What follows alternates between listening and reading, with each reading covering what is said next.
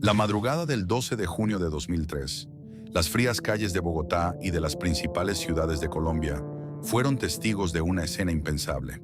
Bajo el amparo de la oscuridad, escuadrones del ESMAD y fuerzas policiales fuertemente armadas rodearon y tomaron por asalto la sede principal y las oficinas regionales de Telecom Colombia. Los trabajadores del turno de noche fueron escoltados fuera de las instalaciones como si fueran criminales. En cuestión de minutos, el ensordecedor ruido de las centrales telefónicas y el repique de miles de líneas se apagaron, sustituidos por un silencio absoluto y el aullido de las sirenas policiales. Era el final brutal para el gigante que alguna vez fue el máximo orgullo tecnológico de la nación. Durante décadas, Telecom fue la única fuerza capaz de conectar las aldeas más remotas de los Andes con el resto del mundo. Un imperio estatal con el 100% del monopolio en llamadas de larga distancia, que facturaba cifras astronómicas y sostenía a decenas de miles de familias. Sin embargo, en esa fría noche de junio, aquel coloso intocable no cayó por la fuerza del mercado, sino aplastado bajo el peso de un pasivo pensional inmanejable y deudas multimillonarias que amenazaban con arrastrar a toda la economía colombiana al abismo. ¿Cómo es posible que un monopolio estatal absoluto, sin un solo competidor a la vista y con ingresos garantizados, se autodestruya desde sus entrañas hasta protagonizar una de las liquidaciones más dolorosas y costosas en la historia de América Latina? Acompáñanos a recorrer los pasillos ahora vacíos de Telecom Colombia. Desentrañaremos la historia de una caída monumental, donde las malas decisiones políticas, los contratos tóxicos y la ceguera del poder cortaron para siempre las propias líneas de comunicación de un gigante. Para entender la magnitud de lo que alguna vez fue Telecom Colombia y el impacto devastador de su caída, es necesario viajar en el tiempo hasta mediados del siglo XX y observar la imponente, hermosa y a la vez despiadada geografía de la nación sudamericana. En 1947, Colombia era un inmenso archipiélago de regiones aisladas, separadas por tres colosales cordilleras de los Andes, vastas extensiones de selva amazónica, cañones profundos y llanuras interminables. Las comunicaciones eran precarias, lentas y a menudo completamente inexistentes. Una carta, un documento vital o un simple mensaje de urgencia podía tardar semanas en cruzar los valles neblinosos, a lomo de mula, o a través de sinuosos caminos de herradura. Fue en este escenario de aislamiento crónico donde el Estado colombiano decidió que la verdadera unificación del país no se lograría únicamente con la construcción de carreteras, sino a través del poder invisible de la voz. Así nació la Empresa Nacional de Telecomunicaciones, Telecom, un ambicioso proyecto estatal concebido desde el primer día no solo como una compañía de servicios, sino como el sistema nervioso central de una nación en vías de modernización. Los primeros años de Telecom fueron, sin exageración, una epopeya de ingeniería civil y resistencia humana extrema. En una época donde la tecnología satelital pertenecía exclusivamente al reino de la ciencia ficción, la única forma de conectar los rincones más remotos y olvidados de Colombia era a través del tendido físico de millones de kilómetros de cables de cobre y la instalación de gigantescas antenas repetidoras en las cimas más hostiles. Generaciones de obreros, conocidos con respeto como los linieros, se adentraron en lo desconocido. Eran hombres anónimos que cargaban pesados rollos de alambre sobre sus espaldas, escalando montañas escarpadas bajo el frío paralizante de los páramos andinos, o abriéndose paso a golpe de machete a través de selvas tropicales infestadas de malaria, humedad y peligros mortales. Fueron pioneros que arriesgaron, y en muchos casos perdieron, sus vidas para clavar postes en tierras donde el Estado apenas tenía presencia. Cada poste de telégrafo erigido y cada línea telefónica tendida representaba una victoria monumental de la civilización sobre una naturaleza indomable. El impacto social de estos titánicos esfuerzos tempranos fue profundamente transformador. Por primera vez en la historia del país, un humilde campesino en el montañoso departamento de Nariño podía escuchar la voz de un familiar en la capital, Bogotá, en tiempo real. Telecom se convirtió rápidamente en el portador de buenas y malas noticias, en el facilitador indiscutible de los negocios y en el hilo invisible que mantenía unida a una sociedad constantemente fracturada por distancias colosales. Las oficinas centrales de Telecom, con sus icónicas y estrechas cabinas de larga distancia, se convirtieron en el centro neurálgico de cada municipio colombiano. Eran auténticos lugares de encuentro comunitario, donde los ciudadanos hacían fila durante horas, a veces días enteros, esperando el turno asignado por la operadora para realizar una codiciada llamada internacional o interurbana. Las telefonistas, figuras emblemáticas e imprescindibles de esta época fundacional, eran las guardianas absolutas de los secretos de la nación. Con sus pesados auriculares y cables de conexión rápida, ellas tejían la red social del país literalmente a mano, conectando clavijas en enormes paneles luminosos que parpadeaban incesantemente. Escuchaban, sin quererlo, el llanto de una madre que recibía noticias de un hijo exiliado y las tensas negociaciones de los grandes exportadores de café. Para el ciudadano de a pie, Telecom era una entidad casi mágica. No importaba cuánto costara la llamada, ese puente invisible valía su peso en oro. Con el paso de las décadas, Telecom no solo conectaba a los ciudadanos comunes, sino que se erigió como la arteria principal y exclusiva del gobierno central. Era el vehículo a través del cual la presidencia ejercía soberanía, presencia y control sobre el vasto territorio nacional. Las fuerzas militares dependían enteramente de sus redes para las comunicaciones estratégicas en zonas de conflicto. Los hospitales, los bancos y las instituciones educativas funcionaban gracias a su infraestructura. A medida que la tecnología avanzaba a nivel global, pasando de las frágiles líneas de cobre a las robustas redes de microondas y posteriormente a las monumentales estaciones terrenas de satélite, como la histórica estación de Chocontá, inaugurada en la década de 1970, Telecom solidificó su posición como un gigante estatal invencible. Poseía el control absoluto, el 100% del mercado de las comunicaciones de larga distancia nacional e internacional. Nadie más podía operar legalmente en ese espacio. Era un monopolio puro y duro, respaldado por la Constitución Nacional y protegido por todo el peso de las leyes del Estado. Sin embargo, esta misma omnipotencia dorada ocultaba un veneno invisible que germinaba de forma silenciosa pero segura en el núcleo de la organización. Al no tener ni la sombra de un competidor, Telecom nunca tuvo la presión ni la necesidad de ser eficiente en el sentido empresarial estricto. La ecuación financiera era asombrosamente simple y a la vez letal. Si los costos de operación aumentaban por ineficiencia, las tarifas se elevaban artificialmente y los ciudadanos pagaban sin rechistar, ya que no existía absolutamente ninguna otra alternativa en el mercado.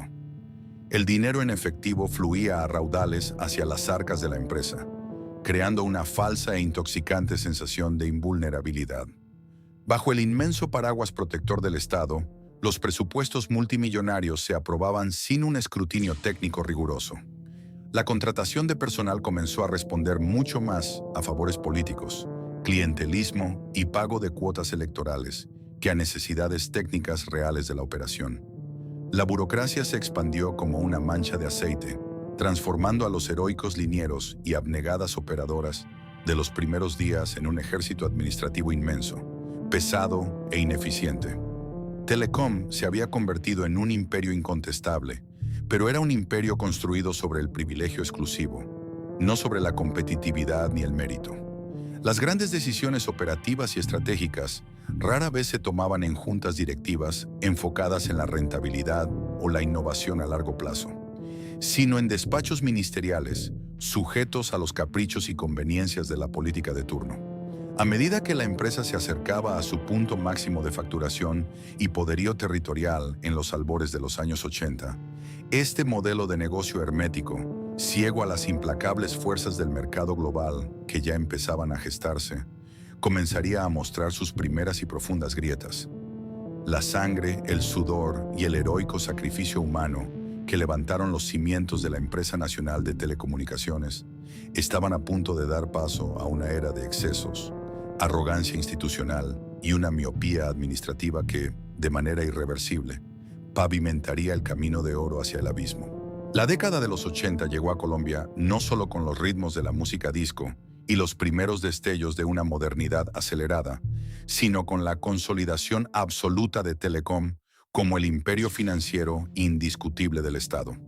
Si los primeros 30 años habían sido una epopeya de resistencia y una lucha heroica contra la implacable topografía andina, esta nueva era se caracterizó por una abundancia financiera que rayaba en lo irreal. Telecom ya no era simplemente una empresa de servicios públicos. Se había transformado en la máquina de imprimir dinero más formidable y lucrativa del país. La fuente de esta riqueza inagotable era simple, contundente y matemáticamente perfecta: el monopolio total sobre las llamadas de larga distancia nacional e internacional. En aquella época, comunicarse con el exterior era un privilegio, casi un artículo de lujo. Cada minuto de conversación telefónica con un familiar exiliado en Estados Unidos, con un socio comercial en Europa o incluso con una sucursal en una ciudad vecina, tenía un costo exorbitantemente alto. Y cada uno de esos pesos, dólares y centavos, terminaba sin excepción, sin intermediarios y sin la menor sombra de competencia, directamente en las arcas de la Empresa Nacional de Telecomunicaciones. Con semejante torrente de liquidez inundando sus cuentas diariamente, la cultura interna de la corporación sufrió una metamorfosis radical. La austeridad, el pragmatismo y el sacrificio de los pioneros que abrían trochas en la selva fueron reemplazados gradualmente por el confort de las oficinas alfombradas en el imponente edificio central, ubicado en el corazón neurálgico de Bogotá.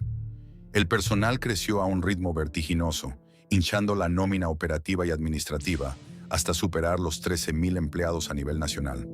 Telecom se convirtió rápidamente en un gigante burocrático, donde los procesos se volvieron lentos, los escritorios se multiplicaron exponencialmente y la eficiencia pasó a un plano completamente secundario. La premisa no escrita, pero aceptada por todos, era evidente.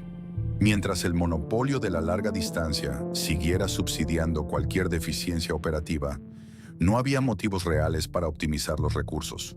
El dinero sobraba, y con él, una densa capa de complacencia se instaló en todos los niveles directivos. Sin embargo, este crecimiento desmesurado y desordenado trajo consigo el surgimiento de una fuerza interna que muy pronto rivalizaría con el propio gobierno en términos de poder, veto e influencia. El Sindicato de Trabajadores de Telecom, universalmente temido y respetado bajo las siglas SITelecom. Nacido originalmente como una organización legítima y necesaria para proteger los derechos laborales frente a un patrono estatal a menudo negligente y politizado, SITelecom evolucionó rápidamente al amparo de las inmensas ganancias de la compañía. Se convirtió en uno de los sindicatos más formidables, estructurados e intransigentes de toda la historia sindical de América Latina. Sus líderes no solo se sentaban a negociar mejoras salariales de rutina, en la práctica diaria cogobernaban la empresa. A través de convenciones colectivas cada vez más agresivas y ambiciosas, lograron arrancar a la gerencia un pliego de beneficios que parecía sacado de una utopía laboral inalcanzable. Los trabajadores de Telecom gozaban de una estabilidad laboral casi absoluta que los hacía imposibles de despedir. Primas extralegales exorbitantes, vacaciones extendidas, subsidios generosos para vivienda, educación universitaria garantizada para sus hijos y lo que resultaría ser el factor más crítico y letal para el futuro: un sistema de pensiones y jubilaciones extraordinariamente generoso, financiado íntegramente por los ingresos corrientes de la empresa, sin un fondo de reservas real que lo respaldara a largo plazo. La paradoja de esta edad dorada era abrumadora y trágica. Mientras puertas adentro Telecom era un paraíso de privilegios, opulencia institucional y fiestas de fin de año financiadas con presupuesto estatal, hacia afuera, el servicio al cliente se deterioraba de forma alarmante. Conseguir que se instalara una nueva línea telefónica fija en un hogar de clase media podía tardar meses o incluso años de agonizante espera burocrática, a menos que se recurriera al soborno directo, pagando sumas adicionales bajo la mesa a los técnicos instaladores para agilizar el trámite. Las quejas por llamadas caídas abruptamente, líneas cruzadas donde se escuchaban las conversaciones de los vecinos y facturación errónea se acumulaban en montañas de papel amarillento en las ineficientes oficinas de atención al usuario. Pero la empresa era soberbia y completamente sorda a los reclamos populares. ¿A dónde más podía ir el cliente exasperado? No había absolutamente ninguna otra opción. El ciudadano común era un rehén silencioso del monopolio, obligado a soportar un servicio mediocre, prepotente y defectuoso, mientras con el pago de sus facturas subsidiaba los excesos, la inoperancia y las prerrogativas de la corporación. Atrapados en esta burbuja impermeable de exclusividad, ni la cúpula directiva, nombrada a dedo por los políticos de turno según sus cuotas de poder, ni la poderosa y acomodada dirigencia de Sí Telecom lograron anticipar la tormenta perfecta que se gestaba más allá de sus fronteras tecnológicas e ideológicas. Se sentían invencibles, intocables, profundamente convencidos de que el Estado colombiano jamás permitiría la apertura del sagrado sector de las telecomunicaciones a la competencia extranjera o privada. No lograron ver, o no quisieron aceptar, que la tecnología global avanzaba a pasos agigantados y que el mundo entero comenzaba a abrazar los conceptos de privatización, libre mercado y globalización. Disfrutando del cálido y enceguecedor sol de su edad de oro, los emperadores monopólicos de Telecom ignoraron deliberadamente todas las advertencias. Siguieron gastando a manos llenas, siguieron contratando sin necesidad técnica y siguieron acumulando obligaciones, pensionales, futuras astronómicas, sin saber que estaban construyendo, ladrillo a ladrillo y contrato a contrato, el mausoleo de su propia extinción.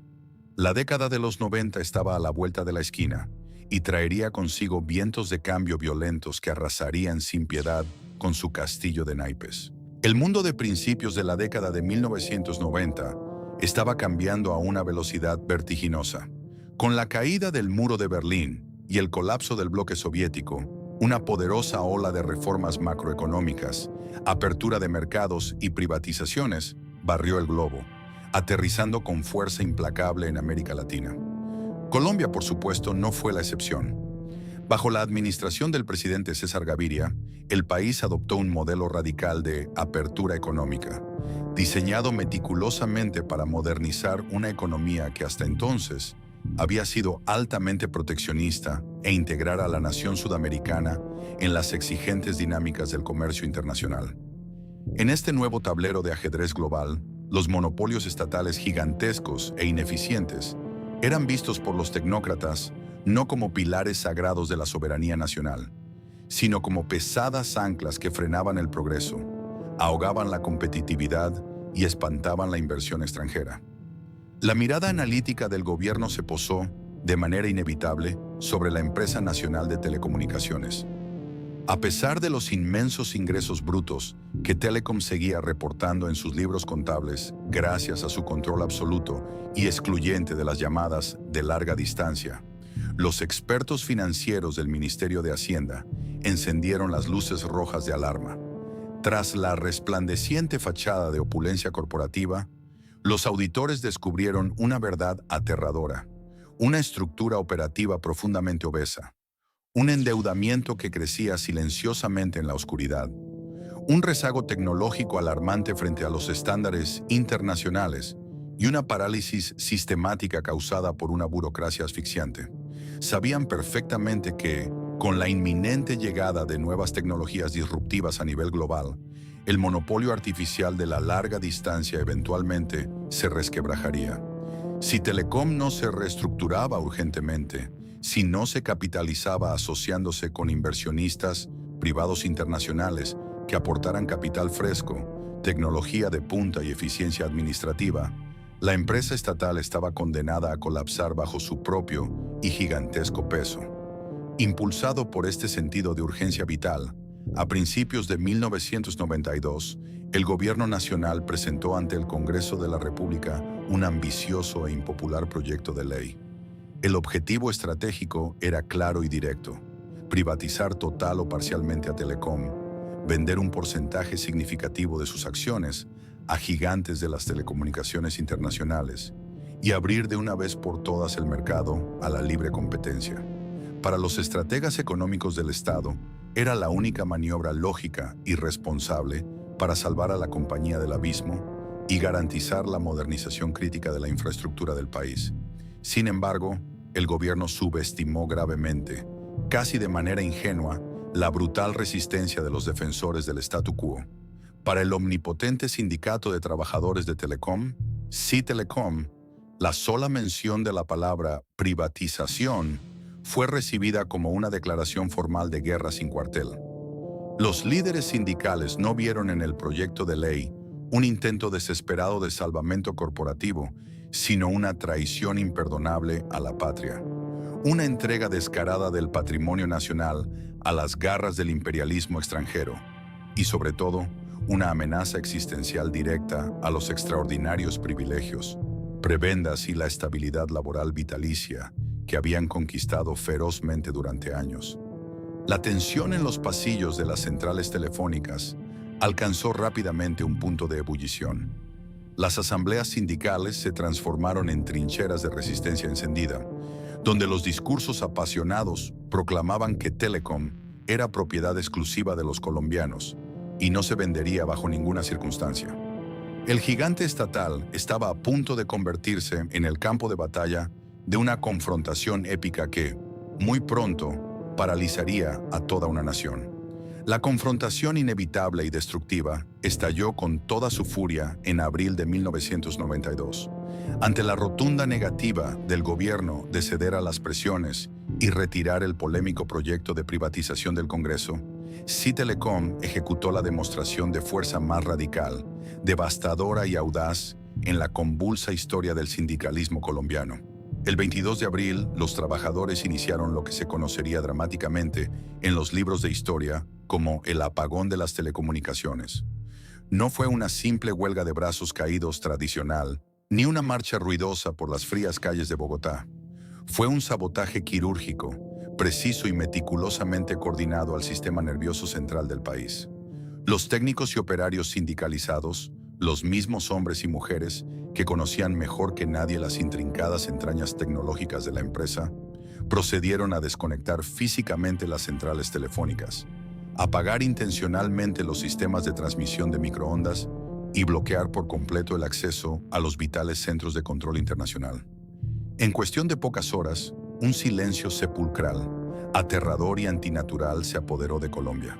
El país entero, que irónicamente ya atravesaba una severa crisis de racionamiento de energía eléctrica, el famoso apagón de la era Gaviria, quedó literalmente incomunicado del resto del planeta y, en gran medida, desconectado de sus propias regiones interiores.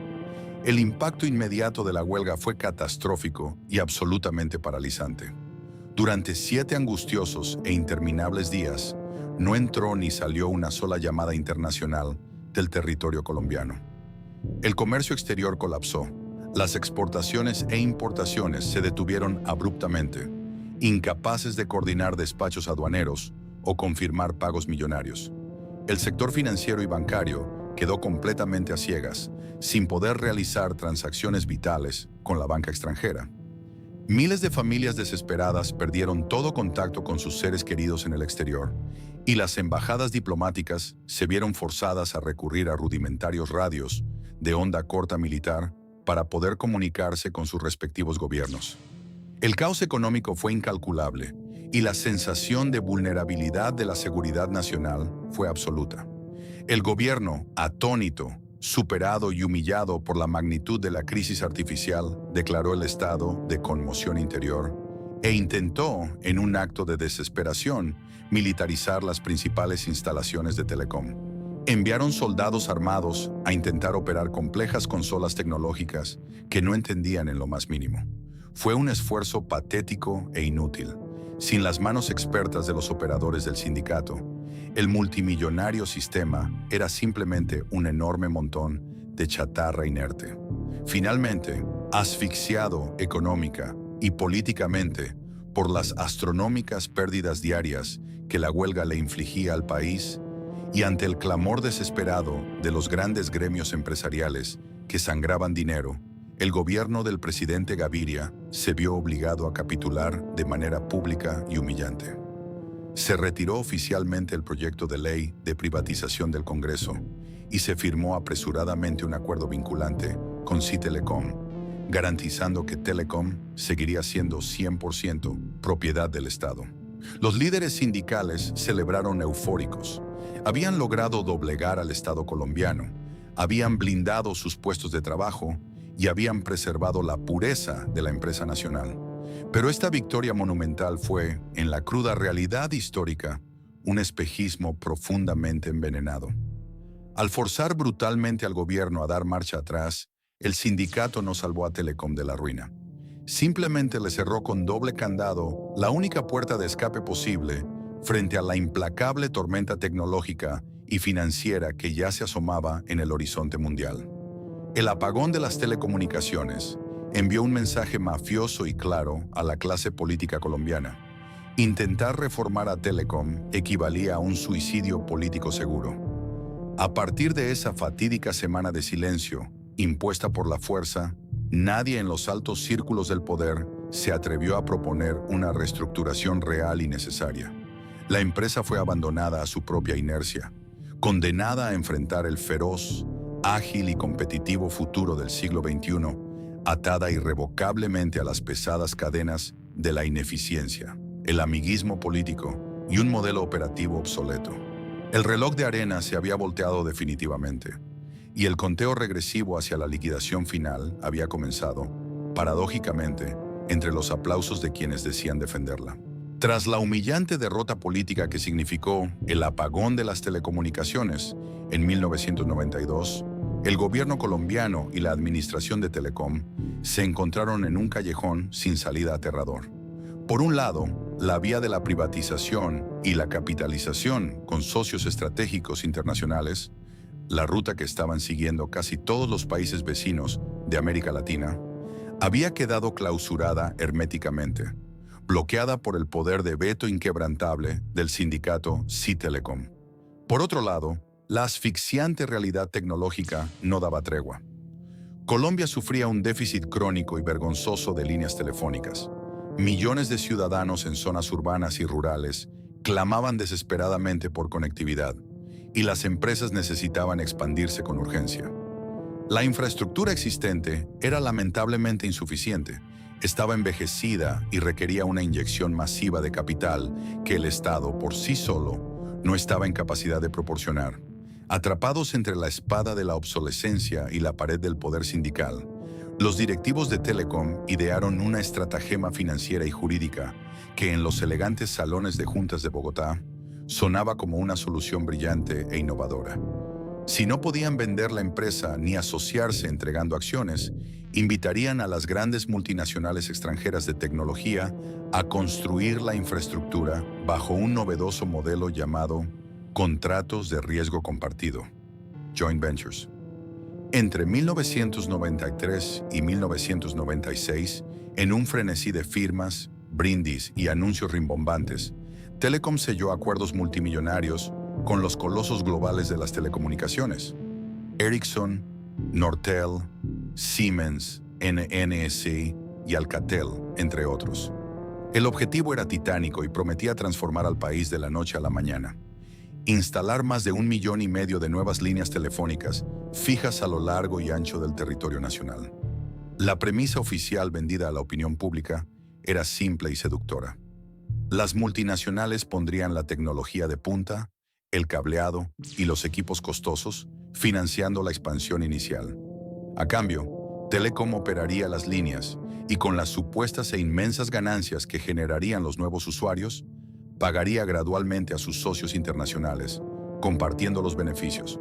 Sin embargo, el diablo, como siempre, se escondía en los intrincados detalles de la letra pequeña de estos documentos. Lo que se bautizó eufemísticamente como riesgo compartido fue, en la práctica real y documentada, una de las entregas financieras más asombrosamente ingenuas o negligentemente corruptas, según los críticos e investigadores de la época, en la historia de la administración pública colombiana. Las multinacionales, asesoradas por ejércitos de los mejores abogados corporativos del mundo, blindaron sus inversiones de manera absoluta. Los contratos estipulaban cláusulas draconianas en las que Telecom garantizaba una tasa interna de retorno altísima a sus socios extranjeros, independientemente de si las líneas telefónicas se vendían o no, independientemente de si el tráfico de llamadas era alto o bajo, e independientemente de cualquier cambio adverso en las condiciones macroeconómicas del país. Telecom asumió en secreto el 100% del riesgo comercial en un mercado que creían conocer y dominar, pero que estaba a punto de cambiar para siempre.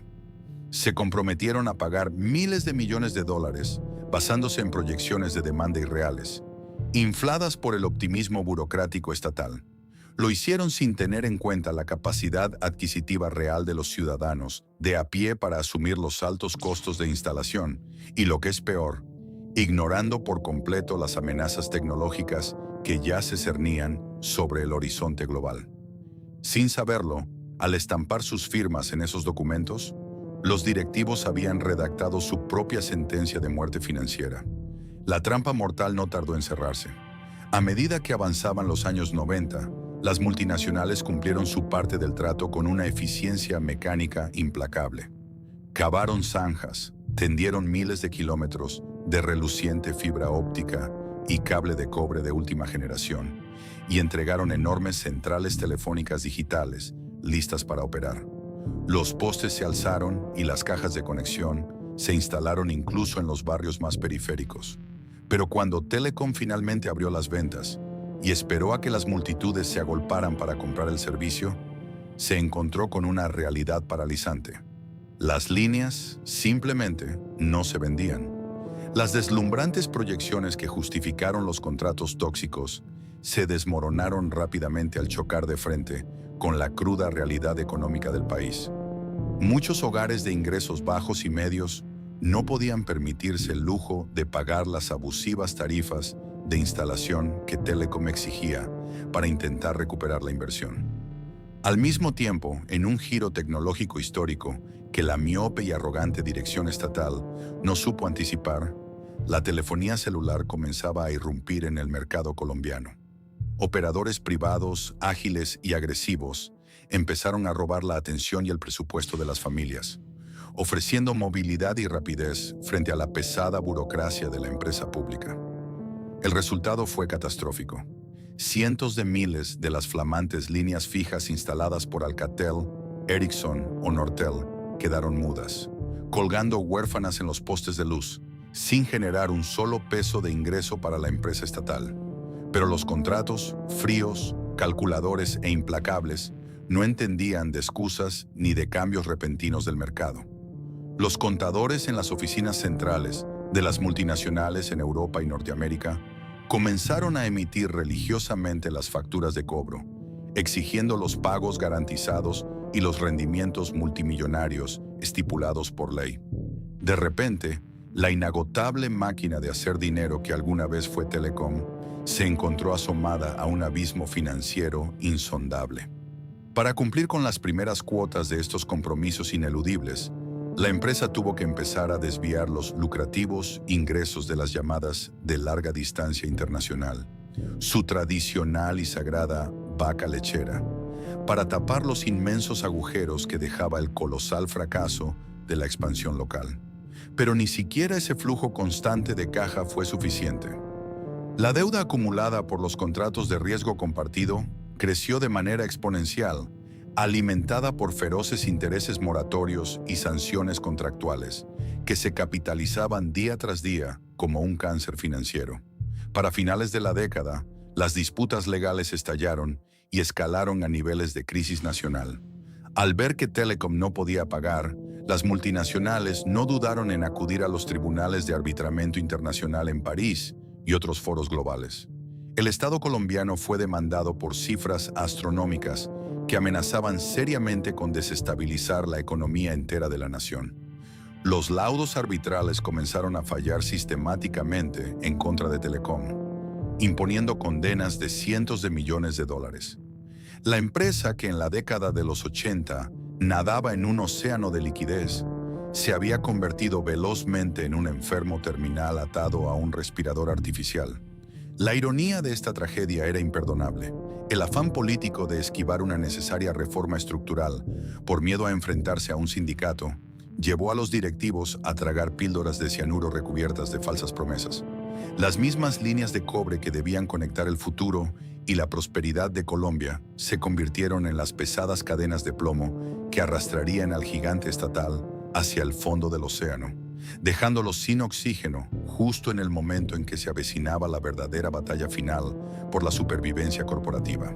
Mientras Telecom Colombia se desangraba lentamente en los fríos pasillos de los tribunales de arbitramiento internacional, atada de pies y manos a los desastrosos y tóxicos contratos de líneas fijas, una revolución invisible y fulminante estaba transformando el mundo exterior a una velocidad vertiginosa.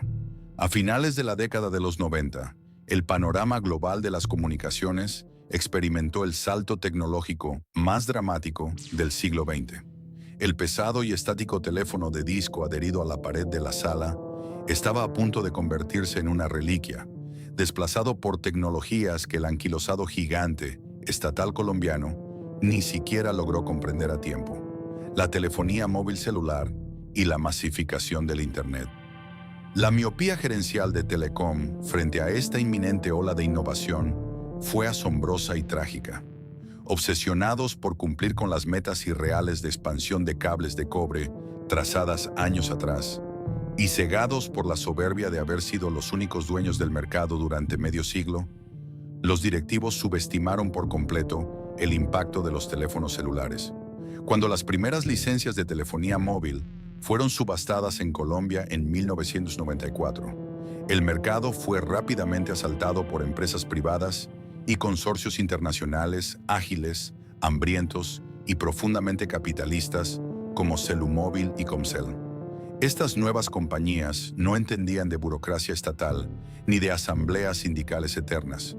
Entendían de marketing agresivo, de atención al cliente inmediata y de despliegue tecnológico veloz.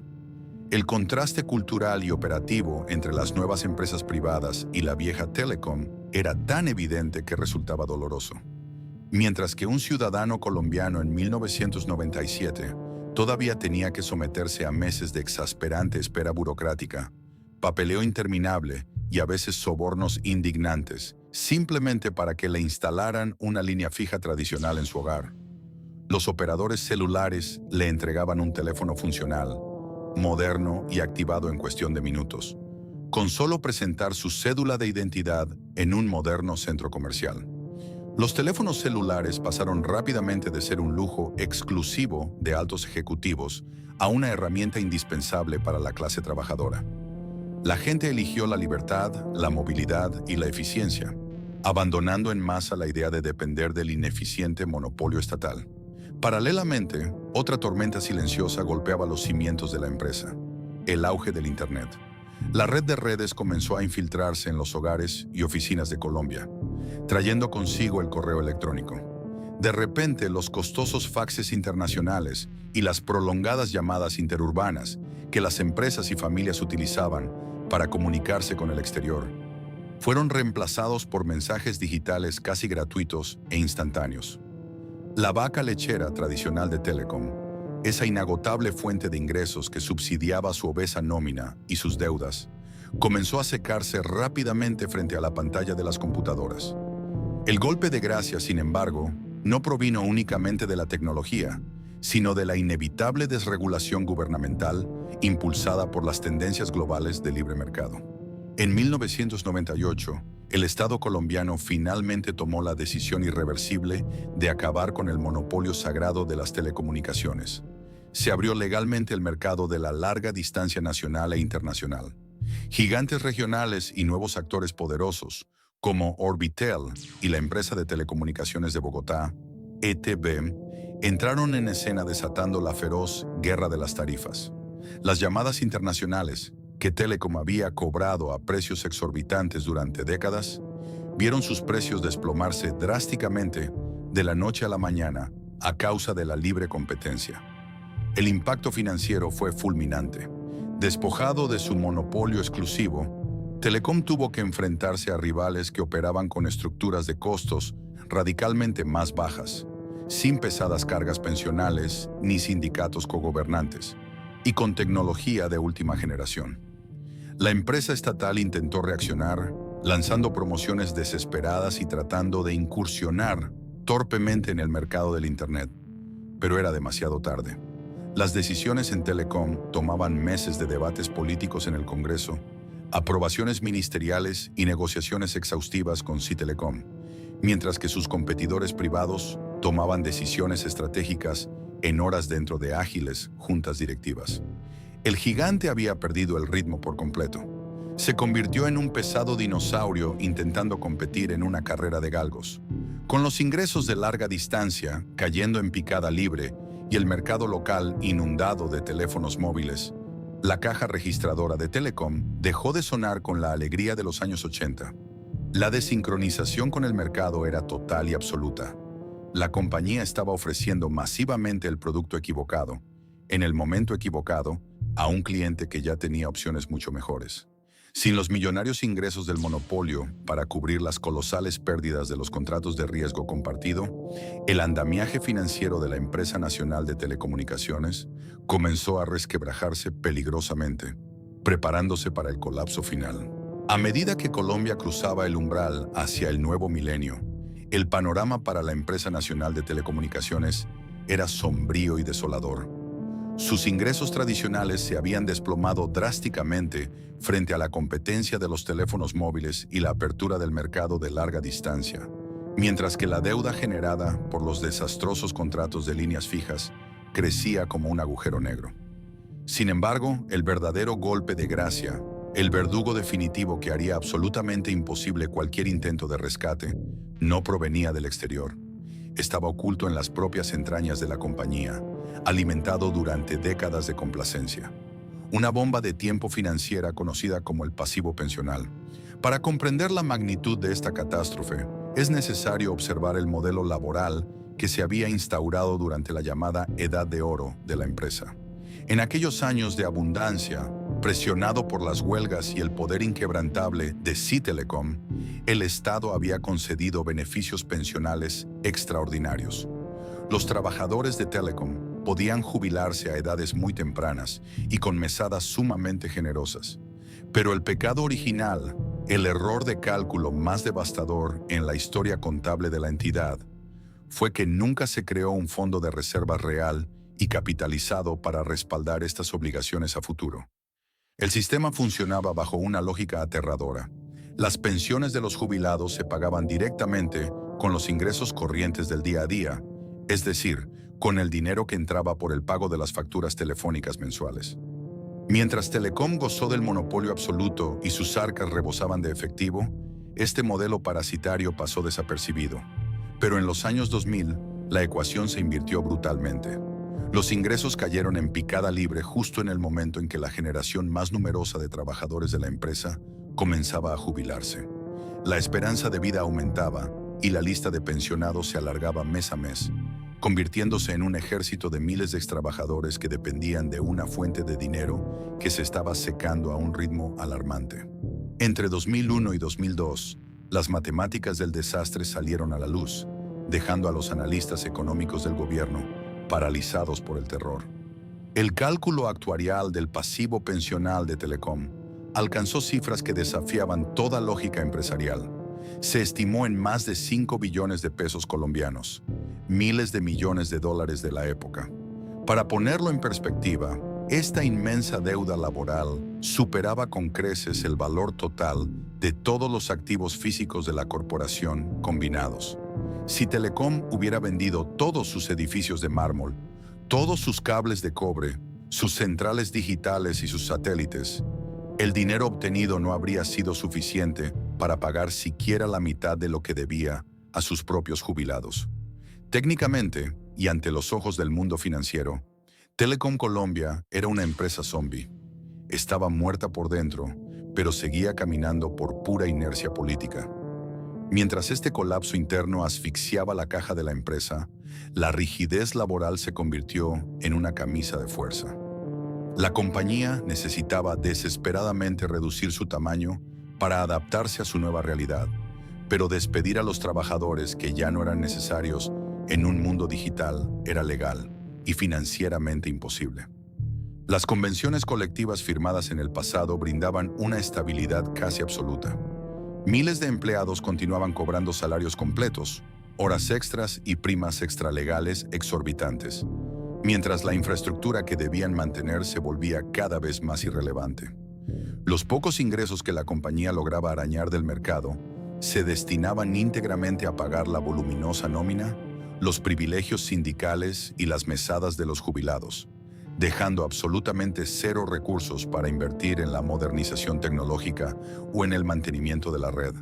Como si esta asfixia interna no fuera suficiente para sellar su destino, el Frente Internacional lanzó su ataque final. Las disputas legales por los contratos de riesgo compartido llegaron a su clímax. Los tribunales de arbitramiento internacional en París y otros foros jurisdiccionales emitieron sus laudos definitivos, cayendo sobre el Estado colombiano como guillotinas implacables. Fallaron sistemáticamente a favor de las corporaciones multinacionales extranjeras como Nortel, Ericsson y NEC. Telecom fue condenada a pagar cientos de millones de dólares en multas, compensaciones y lucro cesante, sumas que debían ser desembolsadas de manera inmediata. La compañía había llegado a un punto de no retorno absoluto. Estaba arrinconada, sola y sin salida. No tenía dinero para pagar a las multinacionales. No podía cubrir a largo plazo los salarios de sus trabajadores activos. Y la colosal montaña de las pensiones amenazaba con derrumbarse sobre toda la economía nacional. Cualquier intento de inyección de capital por parte del Estado no sería una inversión para salvar la conectividad del país, sino tirar el dinero de los contribuyentes a un pozo sin fondo para financiar errores administrativos y privilegios sindicales de un monopolio agonizante. El Estado colombiano se enfrentó a una encrucijada moral y macroeconómica aterradora. O liquidaba a su gigante más querido, o dejaba que el cadáver financiero de Telecom arrastrara consigo el presupuesto de salud y educación de 50 millones de colombianos. La decisión final, fría, calculada y dolorosa, ya estaba tomada en los más altos niveles del gobierno. Solo era cuestión de esperar el momento adecuado para ejecutar la sentencia. Para mediados del año 2003, la suerte de la empresa nacional de telecomunicaciones ya estaba echada. En los despachos más herméticos de la Casa de Nariño, el Palacio Presidencial de Colombia, el gobierno del recién elegido presidente Álvaro Uribe Vélez había llegado a una conclusión gélida e irrevocable. Telecom no tenía salvación. La hemorragia financiera era de tal magnitud que amenazaba con arrastrar consigo las finanzas de todo el Estado. Sin embargo, liquidar a la empresa estatal más grande del país no era un simple trámite administrativo. Era una operación de alto riesgo que requería la precisión y el secreto de una campaña militar. El gobierno había aprendido una lección amarga e inolvidable de la crisis de 1992. Sabían perfectamente que si el poderoso sindicato Citelecom llegaba a sospechar de los planes de liquidación, sus líderes ordenarían un apagón inmediato. Los técnicos apagarían los interruptores maestros, cortarían las líneas internacionales y tomarían los edificios por la fuerza, paralizando de nuevo a la nación entera para usar el caos como moneda de chantaje. Por lo tanto, el factor sorpresa no era una ventaja táctica. Era la única condición absoluta para el éxito de la maniobra. Durante semanas, un equipo minúsculo de asesores, jurídicos y ministros redactó en el más absoluto secreto el documento que firmaría el certificado de defunción del coloso. No hubo filtraciones, no hubo debates en el Congreso, ni advertencias previas a los trabajadores. La noche del miércoles 11 de junio de 2003 parecía ser una velada ordinaria en las frías calles de Bogotá y en las calurosas oficinas regionales dispersas por la geografía colombiana. Dentro de los enormes edificios de Telecom, el personal del turno de noche operaba con total normalidad. Las operadoras de larga distancia conectaban las escasas llamadas que aún preferían el viejo sistema. Los técnicos de mantenimiento monitoreaban el parpadeo verde de los servidores digitales en cuartos climatizados, y los vigilantes hacían sus rondas rutinarias por los pasillos alfombrados. Ninguno de ellos, ni los miles de empleados que dormían en sus casas, preparándose para la jornada del día siguiente, sospechaba que el mundo tal como lo conocían estaba a punto de desintegrarse en cuestión de horas. Cerca de la medianoche, en el silencio de su despacho, el presidente Uribe estampó su firma en el decreto 1900 de 2003. Con ese simple trazo de tinta, la empresa nacional de telecomunicaciones, junto con 13 de sus empresas teleasociadas, quedaba oficialmente suprimida y entraba en proceso de liquidación inmediata. Casi al mismo instante, la orden fue transmitida por radios de frecuencia encriptada a los comandos de las fuerzas de seguridad del Estado en todo el país. La Operación Silencio se puso en marcha. Escuadrones enteros del ESMAD, Escuadrón Móvil Antidisturbios, apoyados por contingentes de la Policía Nacional, fuertemente armados y camiones de transporte táctico, emergieron de las sombras. Su objetivo no era capturar a un cartel del narcotráfico ni desarticular un grupo insurgente. Su objetivo eran las centrales telefónicas de su propio país. De manera simultánea, quirúrgica e implacable, las fuerzas policiales rodearon el imponente edificio central de Telecom en el corazón de Bogotá y las sedes estratégicas en Medellín, Cali, Barranquilla y docenas de ciudades más. Rompieron las cadenas de los portones exteriores e irrumpieron en las instalaciones, bajo la orden estricta de asegurar primero los cuartos de control de servidores y los tableros de energía. Los trabajadores del turno de noche fueron sorprendidos en sus puestos de trabajo por hombres con cascos antidisturbios, escudos y armas largas. No hubo tiempo para hacer llamadas de alerta a los líderes sindicales, ni oportunidad para apagar un solo interruptor. Los policías obligaron a los empleados a levantarse de sus sillas, dejar sus pertenencias sobre los escritorios y abandonar los edificios inmediatamente. Las mujeres lloraban por la impresión. Los hombres exigían explicaciones que nadie les daba. Fueron escoltados hacia la calle, expulsados hacia la fría madrugada bogotana, mientras veían cómo las puertas de cristal de su segundo hogar se cerraban a sus espaldas, aseguradas con gruesos candados por orden del Estado.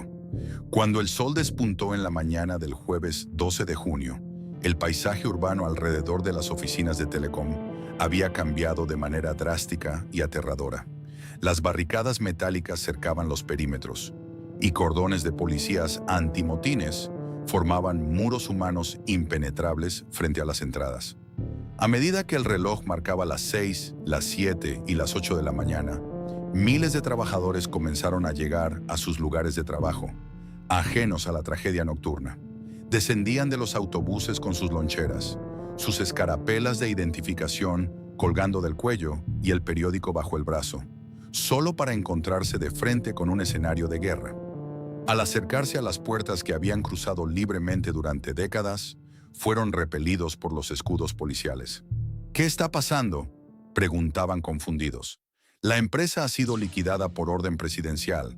Nadie puede entrar. Era la fría y repetitiva respuesta de los oficiales al mando. La confusión inicial de la multitud se transformó rápidamente en incredulidad y luego en una desesperación profunda y visceral. La noticia comenzó a transmitirse en cadena nacional por todas las emisoras de radio y canales de televisión. Telecom ya no existía. El presidente había anunciado la creación de una nueva entidad, Colombia Telecomunicaciones, que asumiría la operación para garantizar la continuidad del servicio, pero bajo reglas totalmente nuevas y sin la pesada carga laboral del pasado. En términos prácticos para los trabajadores, significaba que más de 7,000 de ellos acababan de perder su empleo de manera fulminante. Las escenas que se desarrollaron en las aceras frente al edificio central en Bogotá fueron desgarradoras, marcando uno de los episodios más traumáticos en la historia laboral de Colombia. Hombres corpulentos que habían dedicado 30 años de su vida a tender cables en las selvas lloraban desconsoladamente, abrazados a sus compañeros, sin saber cómo mirar a los ojos a sus familias esa noche. Secretarias que estaban a meses de cumplir el tiempo para su jubilación entraron en crisis nerviosas en plena calle. La furia también estalló. Los líderes del omnipotente Citelecom, que durante años habían creído que la empresa era intocable, llegaron a la escena intentando arengar a las masas, llamando a la resistencia y al sabotaje. Pero la jugada táctica del gobierno había sido perfecta. Sin acceso físico a los interruptores y a las centrales de mando, el sindicato era un tigre sin garras. Solo podían gritar consignas vacías contra una pared de escudos de la policía. Adentro, más allá del alcance de la multitud enfurecida, el silencio que invadió las instalaciones era absoluto y espeluznante. Los pasillos que el día anterior bullían con el ir y venir de miles de empleados, el tintineo de los vasos de café y las intensas discusiones sindicales estaban desiertos. Las enormes salas de operadoras, otrora ensordecedoras por el cruce incesante de voces que conectaban al país entero, parecían tumbas iluminadas por luces de neón parpadeantes. Los teléfonos en los escritorios abandonados de los ejecutivos sonaban sin que nadie los contestara, hasta que la nueva administración cortó también esas líneas internas. Esa larga noche de junio y la mañana que le siguió, ejecutaron el corte vital que la empresa llevaba años intentando esquivar. El golpe de estado corporativo fue un éxito rotundo para las finanzas de la nación, que se liberó de un ancla mortal, pero el precio humano pagado en las calles fue devastador. El cordón umbilical que unía a Telecom con el pueblo colombiano fue seccionado de tajo con la frialdad del bisturí político, dejando atrás una infraestructura asegurada, pero arrojando al vacío a una generación entera de trabajadores que despertó de su edad de oro dorada para descubrir que su gigantesco imperio de monopolio se había esfumado, literalmente, en la oscuridad de la noche. Los días y semanas que siguieron a la abrupta toma militarizada de Telecom Colombia estuvieron marcados por una atmósfera de luto colectivo y confusión paralizante. El polvo de la Operación Silencio se asentó, pero dejó al descubierto un paisaje de devastación social que las frías cifras macroeconómicas del gobierno no podían cuantificar. En cuestión de 24 horas, más de 7,000 trabajadores a nivel nacional habían sido despojados no solo de sus empleos, sino de la única identidad profesional que habían conocido en sus vidas. Para la gran mayoría, Telecom no era simplemente un lugar donde se marcaba tarjeta de entrada y salida. Era su segundo hogar, su comunidad y la promesa inquebrantable de una jubilación tranquila. Todo eso se había esfumado en la fría madrugada bogotana. El impacto psicológico sobre la fuerza laboral fue demoledor. Hombres y mujeres que habían pasado décadas instalando infraestructura en los rincones más peligrosos del país, o que habían ascendido lentamente en la intrincada jerarquía administrativa de la empresa, de repente se encontraron en la calle con cartas de despido en la mano y un futuro incierto. La indemnización prometida por el gobierno, aunque legalmente establecida, tardaba en llegar o se perdía en un laberinto burocrático de liquidaciones complejas. Para muchos de estos extrabajadores, cuyas edades oscilaban entre los 40 y 50 años, reinsertarse en un mercado laboral corporativo moderno, dominado por empresas privadas de telefonía celular que buscaban talento joven y barato, resultó ser una misión absolutamente imposible. El desmoronamiento de sus vidas personales fue la consecuencia más trágica y silenciosa de la liquidación. Las familias se fracturaron bajo el peso repentino de la ruina financiera. Los hijos que dependían de los generosos subsidios educativos de la convención colectiva tuvieron que abandonar las universidades. Los embargos bancarios comenzaron a arrebatar las casas que habían sido adquiridas con la seguridad de un salario estatal vitalicio. En las sombras del triunfalismo gubernamental por haber salvado las finanzas de la nación, se gestó una oscura epidemia de depresión extrema. Hubo reportes desgarradores de suicidios entre antiguos técnicos y operarios que, abrumados por las deudas insuperables y la pérdida absoluta de su dignidad profesional, no encontraron otra salida. Fueron las víctimas colaterales, invisibles y trágicas, de un colapso institucional provocado por la arrogancia de los líderes y la ineficiencia del sistema. Paralelamente al drama humano, se produjo la desintegración total del Sindicato de Trabajadores de Telecom. Sí, Telecom, la otrora fuerza omnipotente que había doblegado presidentes, paralizado el país entero y cogobernado la empresa durante décadas, fue reducido a cenizas en un abrir y cerrar de ojos. Al liquidar la entidad jurídica matriz, el sindicato perdió instantáneamente su base de afiliados, su fuero protector y sus fuentes de financiamiento. Sus líderes, que habían mantenido una postura de intransigencia absoluta, rechazando cualquier reforma que pudiera haber salvado empleos, se encontraron predicando en el desierto. Las asambleas multitudinarias fueron reemplazadas por pequeños grupos de hombres desesperados, reuniéndose en cafeterías baratas de Bogotá, planeando demandas legales que sabían que tardarían años en resolverse. Mientras los antiguos empleados enfrentaban el abismo, el Estado colombiano ejecutaba una brillante, aunque despiadada, maniobra de ingeniería corporativa. Sobre los restos aún humeantes de la empresa liquidada, el gobierno erigió inmediatamente una nueva entidad, Colombia Telecomunicaciones. Esta nueva compañía, creada bajo el amparo de la ley comercial privada, heredó limpiamente todos los activos valiosos del viejo gigante.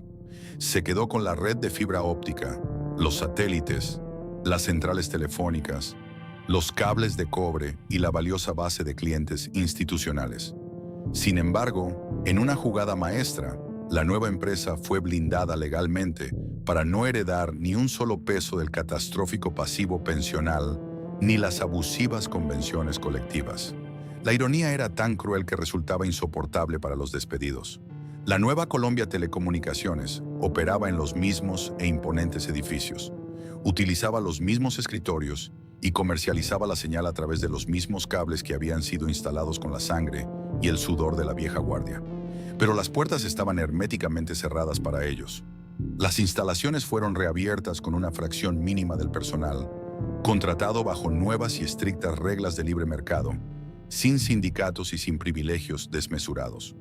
Los extrabajadores se embarcaron en una guerra jurídica de desgaste que se extendería por más de una década.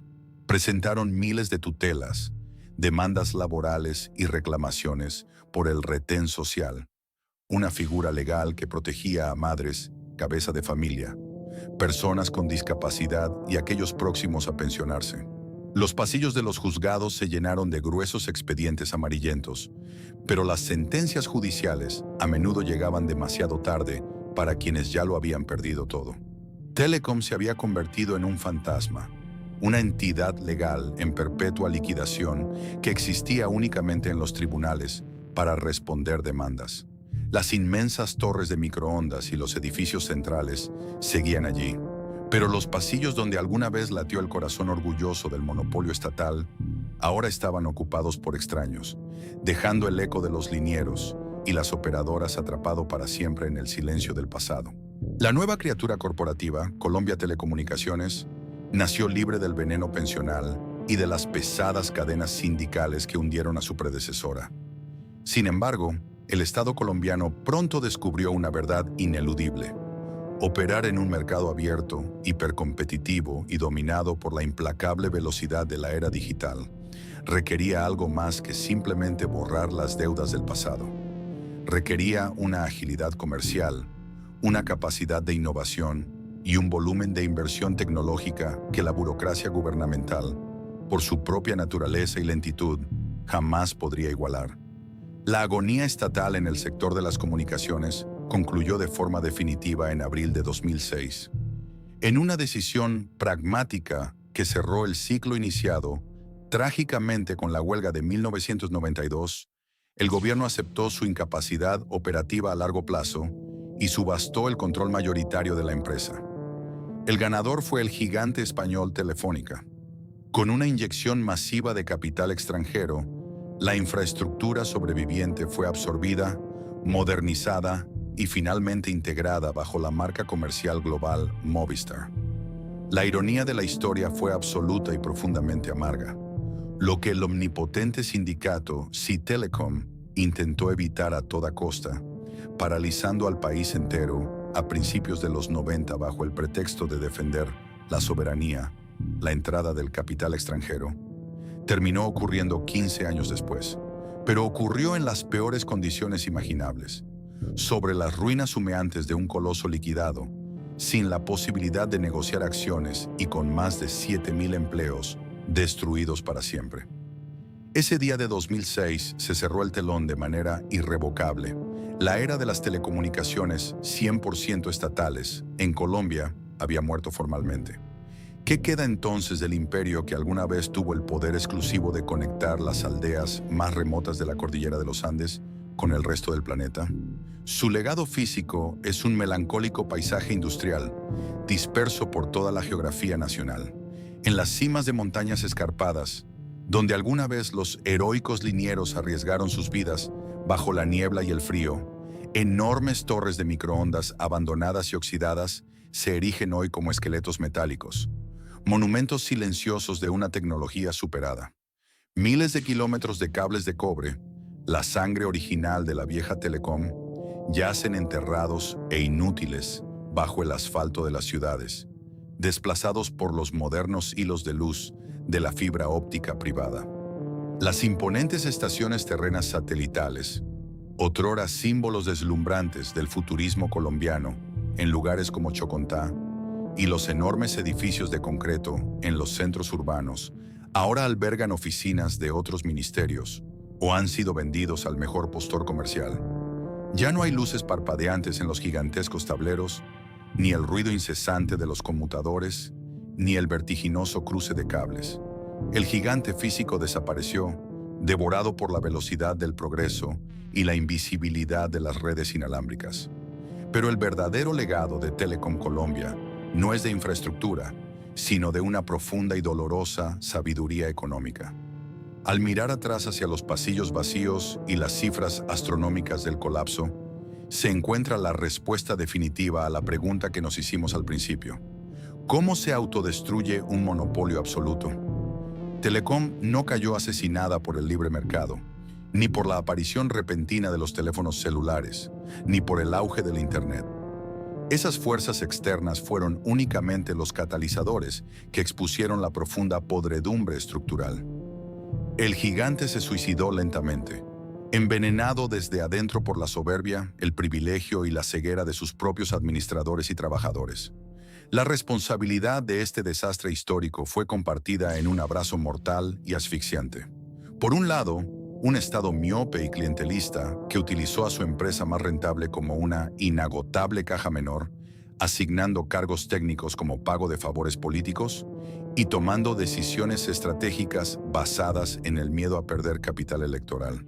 Directivos arrogantes que, en su afán de evitar el desgaste público de una reforma estructural, firmaron contratos tóxicos, suicidas, con corporaciones multinacionales, apostando el futuro de la compañía en proyecciones irreales que estaban destinados a perder. Por otro lado, y con un peso de responsabilidad innegable, un movimiento sindical que perdió por completo el sentido de la realidad económica. Cegados por su inmenso poder de veto institucional y por la ilusión térmica de unos ingresos que creían infinitos, los líderes de Telecom exigieron y acumularon beneficios pensionales absurdos, desconectados por completo de la productividad real de la empresa. Se convirtieron en los verdugos de su propia fuente de sustento. En su determinación fanática de no ceder ni un milímetro de sus privilegios dorados, prefirieron asfixiar financieramente al gigante hasta matarlo, en lugar de permitirle flexibilizarse para sobrevivir. La historia de la liquidación de Telecom Colombia es una cátedra severa sobre la tragedia de los bienes comunes aplicada a la administración pública. Demuestra, con la brutal frialdad de los laudos arbitrales y el dolor de miles de familias fracturadas por el desempleo, que ninguna corporación está a salvo si olvida su propósito fundamental. Telecom existía para servir y conectar a un país en desarrollo, pero en la oscuridad de su opulencia terminó creyendo que el país existía únicamente para mantenerla a ella. Hoy en día, las imponentes torres de microondas que alguna vez dominaron el horizonte andino y los vastos edificios de concreto de Telecom Colombia permanecen como silenciosos monumentos de una era extinta. Ya no transmiten las voces de una nación vibrante. En cambio, susurran una advertencia ineludible sobre la fragilidad de los imperios, incluso aquellos respaldados por todo el peso y el poder del Estado. La caída de Telecom no fue simplemente el fracaso de una empresa de servicios públicos, fue el colapso de una ilusión colectiva.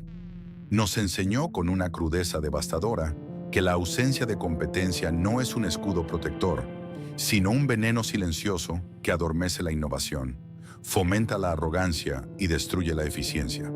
Nos demostró que cuando una institución olvida que su propósito principal y existencial es conectar y servir al ciudadano y comienza a existir únicamente para perpetuar y financiar sus propios privilegios, ya sean los caprichos administrativos de una clase política miope o las demandas irreales e intransigentes de un sindicato ciego frente a la realidad financiera, su ruina final no es una simple posibilidad, sino una garantía matemática absoluta. El gigante estatal colombiano no fue asesinado de repente por las fuerzas externas del libre mercado o por la tecnología celular. Se asfixió lentamente bajo el peso asfixiante de su propia ineficiencia y de una deuda pensional insostenible que devoró implacablemente su futuro. Y detrás de los fríos laudos arbitrales internacionales, los miles de folios judiciales y los oscuros decretos presidenciales de medianoche, el verdadero y trágico precio de este colapso lo pagaron miles de familias trabajadoras que vieron sus vidas profesionales borradas en un instante, dejadas a la deriva en un mundo digital que avanzaba demasiado rápido para detenerse a esperarlas. La historia de Telecom es un espejo incómodo y necesario para cualquier sociedad moderna que confía ciegamente en la invulnerabilidad de sus monopolios. Las viejas redes de cobre enterradas pueden haber sido reemplazadas por la velocidad invisible de la fibra óptica y el espectro móvil. Pero la profunda lección humana sobre los límites destructivos de la codicia, la política y la complacencia institucional sigue latiendo, más vigente que nunca, bajo el asfalto de las ciudades.